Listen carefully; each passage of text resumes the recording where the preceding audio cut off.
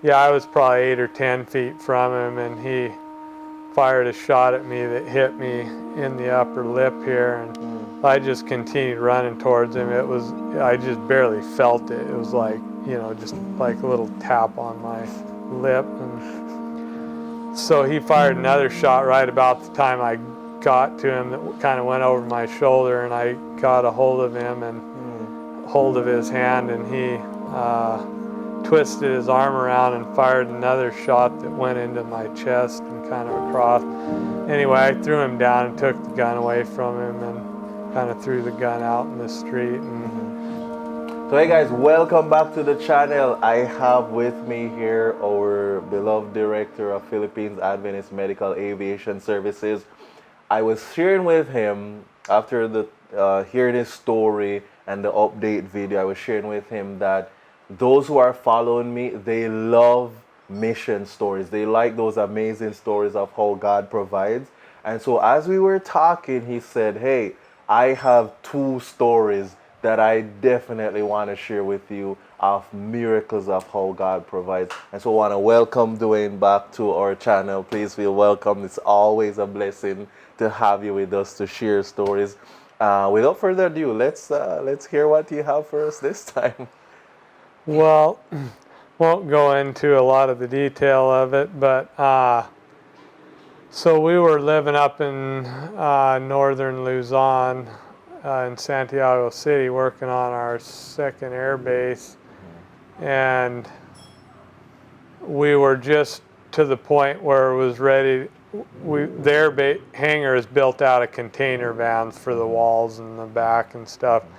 So I bought the container vans and had arranged to bring them up, and they were going to be delivered a day or 2 later. Anyway, so I was arranging for a crane to unload the things there in Santiago, and so I was home for lunch. I wasn't normally, I was usually down working at the project, but anyway, so I'd gone in and was looking for something for lunch. We had another guy staying with us for a few weeks that was helping us with some stuff, and Wendy at the time was at the market or something. And anyway, someone was banging on the gate outside. It's kind of a carport there, so I went out to see what they wanted, and they told me the house like 2 doors down was being robbed, and they asked me to call the police. And I happened to have the police's phone number on my phone because that house had been broken into like a couple months before that. So I called them and told them, and so they were on their way. And so then I walked down the road just to see if I could see what was going on, and I saw 3 guys come out of the back door and kind of crouch down and run around the back.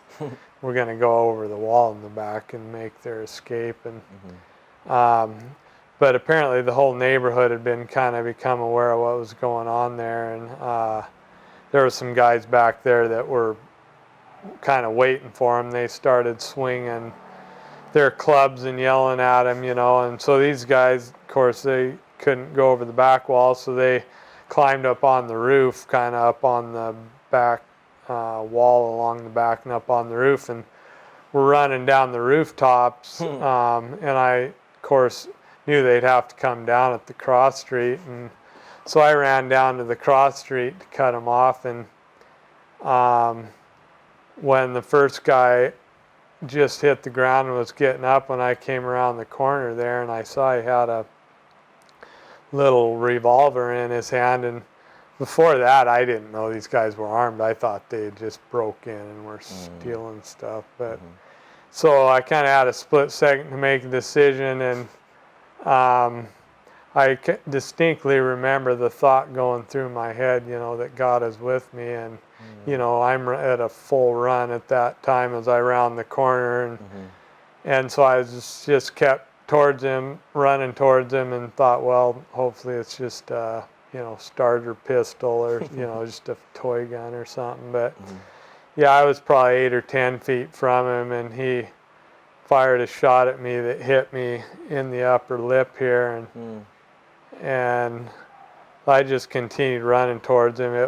I just barely felt it. It was like, just like a little tap on my lip. And so he fired another shot right about the time I got to him that kind of went over my shoulder, and I got a hold of him and hold of his hand, and he twisted his arm around and fired another shot that went into my chest and kind of across. Anyway, I threw him down and took the gun away from him and kind of threw the gun out in the street, and the neighbors came around and kind of helped subdue him, and so then I walked around the corner and yelled at Bob, the guy that was staying with him, told him to get the truck out because I was going to need to go over to the hospital. So we had gotten to know the doctors at the Adventist hospital there in town, become pretty good friends with a few of them, and so I figured, well, we'll go over there and get fixed up. But I was like, so then I was like, man, this isn't good. This is horrible timing because I got these container vans that are coming. They're showing up tomorrow, and there's, what's the likelihood of me being able to be down there after this? So anyway, Wendy met us as we were driving out toward the hospital, and so we drove over there to the emergency room, and it just happened that all the doctors were in a meeting there, and so she called some of our friends, and they came over and started doing x-rays and various things, and my breathing started to get a little bit constricted or tight, and then I actually totally forgot that he'd shot me in the chest as well, and then that made me remember that, and I was like, oh man. And so I told them, and then they pulled my shirt off, and yeah, they could see the bullet hole anyway. So I was praying. I was like, Lord, take this problem away from me, with my breathing. And like a minute later, it went away, and it didn't bother me again at all. But anyway, so there happened to be the best ENT doctor in the area was there at the hospital, and so she put me into surgery, put me out, and she started working on my face, and it just so happened the best thoracic surgeon, like chest surgeon in the area was on his way down to the hospital at the time to see another patient, and he showed up about the time she got done, first doctor got done, and he cut my chest open and fixed my lung. The bullet had gone through the corner of my lung, but it didn't hit anything else. And anyway, so I was in the hospital about a week, and so at the end of that, they were getting ready to discharge me, and well, I'll back up a little bit. So when it took me into surgery, I'm stressing about not being able to be meeting the containers and how that's going to work out. But I think God just put it in my head, don't let this slow anything down. Just tell the other guys what to do and how to do it. And, I'll take care of it. Go out to the emergency room. So, so I did that. I told them, what to do when they were in, before they took me in the surgery there. And then it, put me at peace, and those containers arrived, and the guys took care of it, and everything went just as I had planned. So anyway, so at the end of that week, Wendy went to the business office to find out, what our bill was going to be, and they were like, there's no charges for the hospital stay. And she's like, what? And it happened to be that they were doing some charitable, medical work, and they knew our situation too, that we're dependent on donations and stuff, and so they, put all that off under the charitable stuff, and the lady at the business office took it upon herself to call the two doctors and the anesthesiologist and tell them, that we're missionaries and what we do. and 2 of them completely waived all of their fees. Wow. And the thoracic surgeon cut his in half, and so Okay. that was the only thing we had to pay for was a little Okay, bit half of the right. of his fees. So, you know, that was God's method of health insurance. You know, we don't carry health insurance. It's kind of impossible for us to do over here. Right. But yeah, you know, God foresaw everything that was going to happen, and I really like there's a passage from one of my favorite authors. Okay.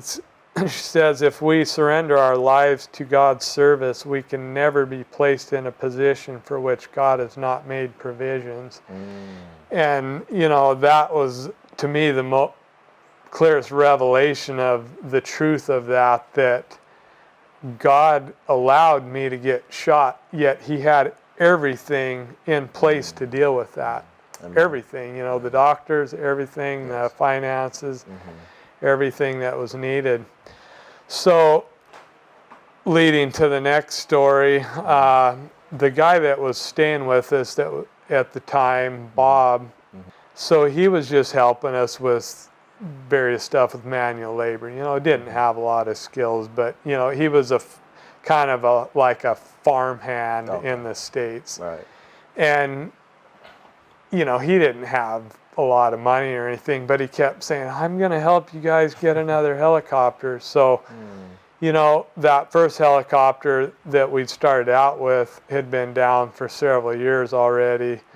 And because we couldn't get parts, it was too old, not supported anymore. So, you know, we'd been praying that God will provide us with another helicopter that we can take up that support again there in Palawan. And so he kept saying, you know, I'm going to help you guys. And I kept saying, oh, that'd be great. Thinking in my head, yeah, right.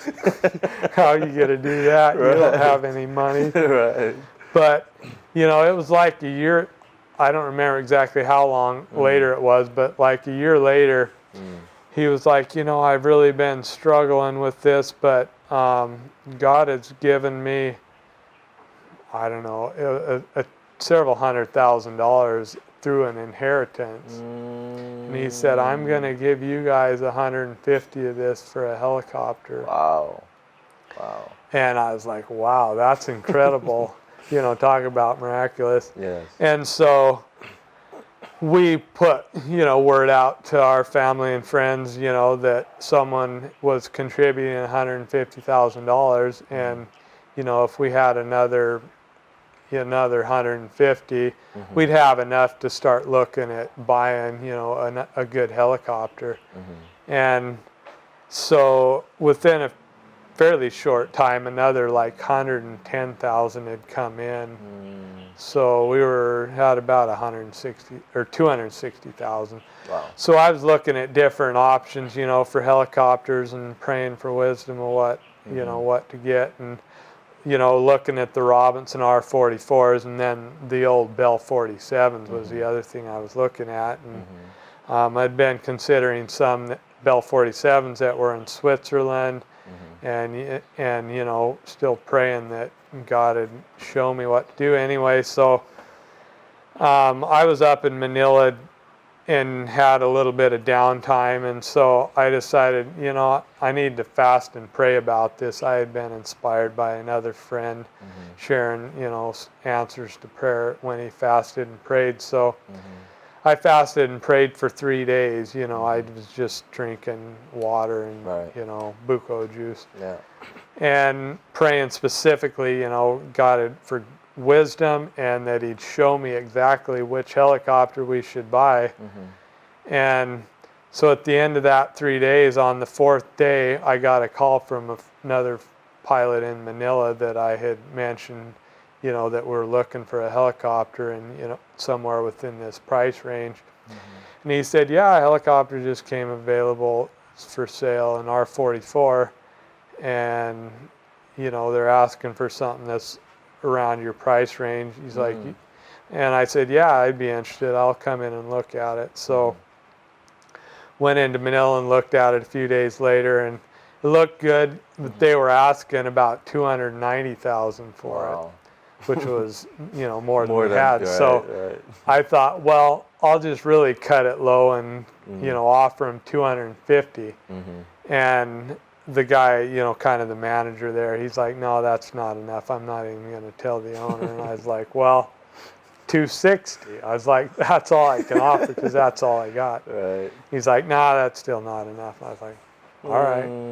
So I was like, well, Lord, is maybe this isn't the one that you wanted for us. But then like 2 days later, he called me back. He's like, how quick can you pay for it if, we accept your offer? And I was like, well, just a matter of transferring the money over, I guess, from the States. So maybe a week. Right.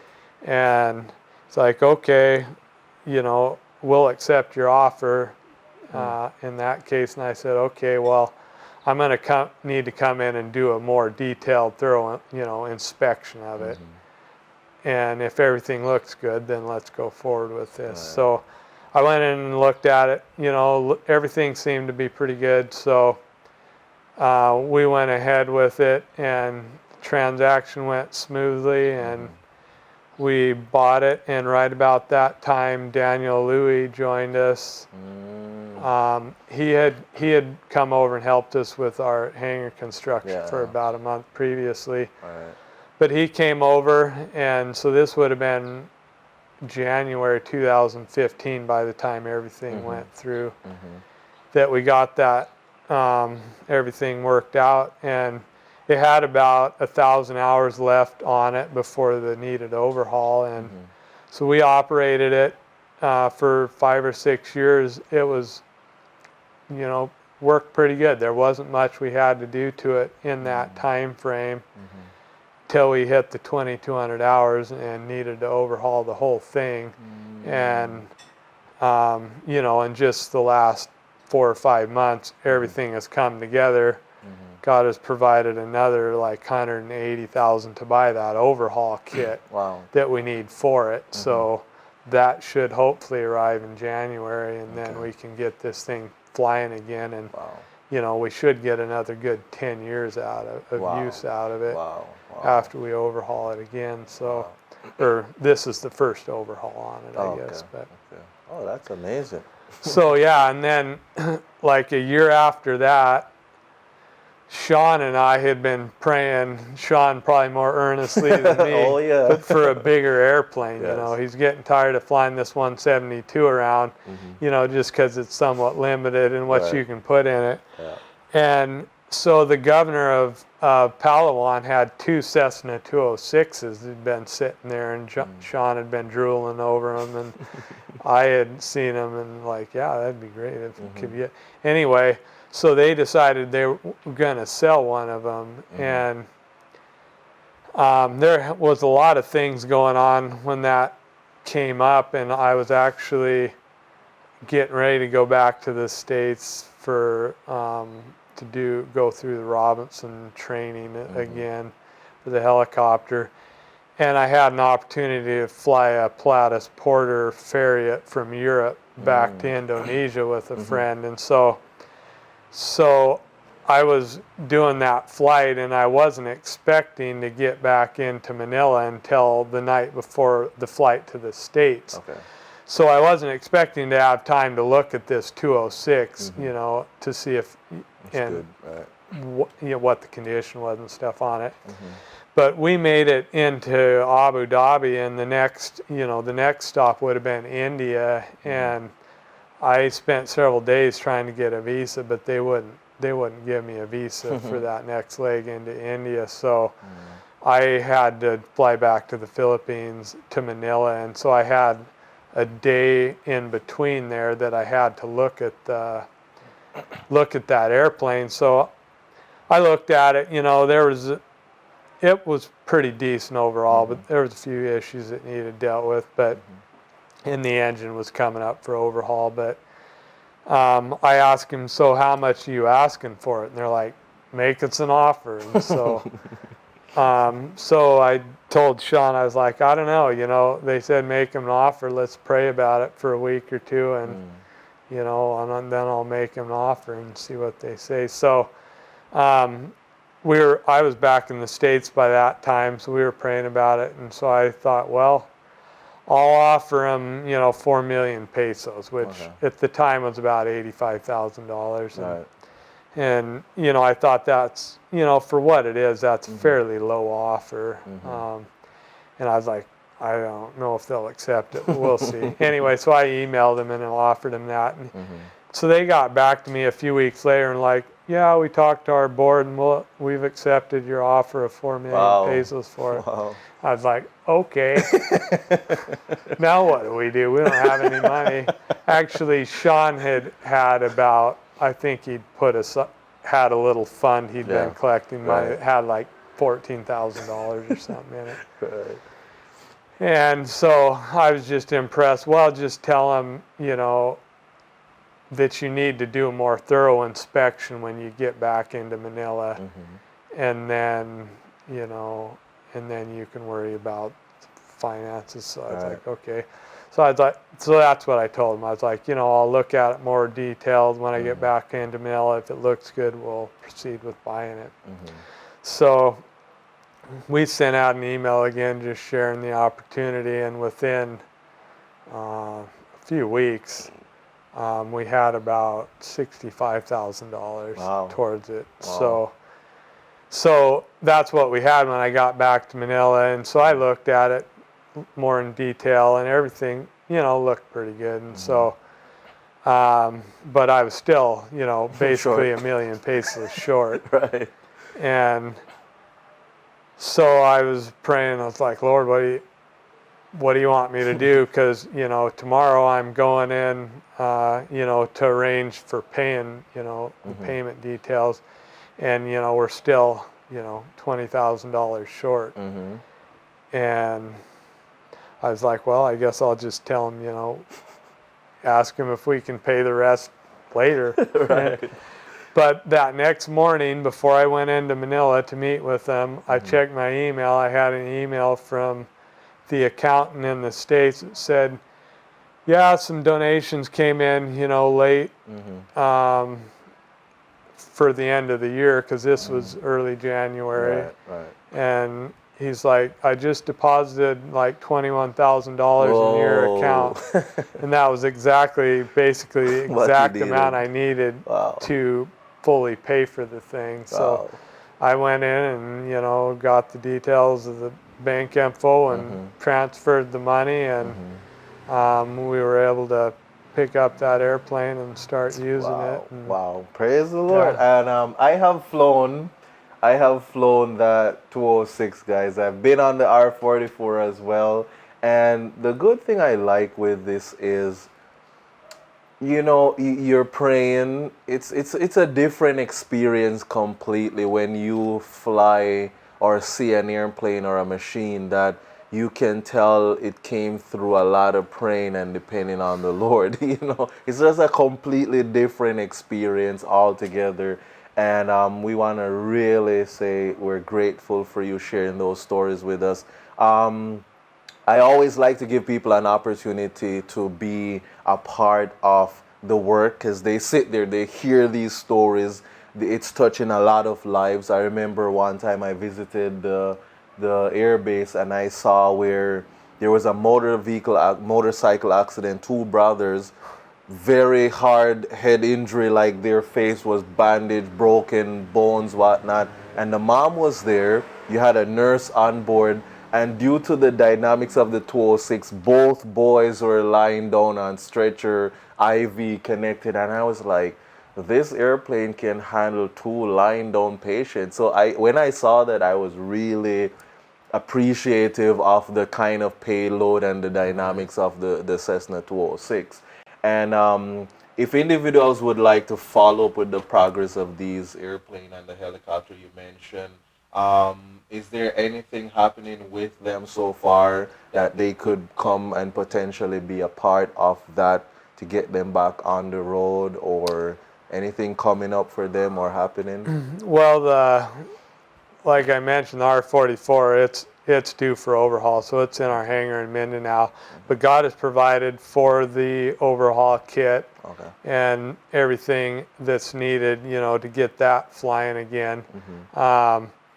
The 206 has an engine change coming up. We have the engine in that same shipment with R44 stuff, but the propeller is going to need to be overhauled again, and it's going to be approximately $5,000 to overhaul the propeller that's on it.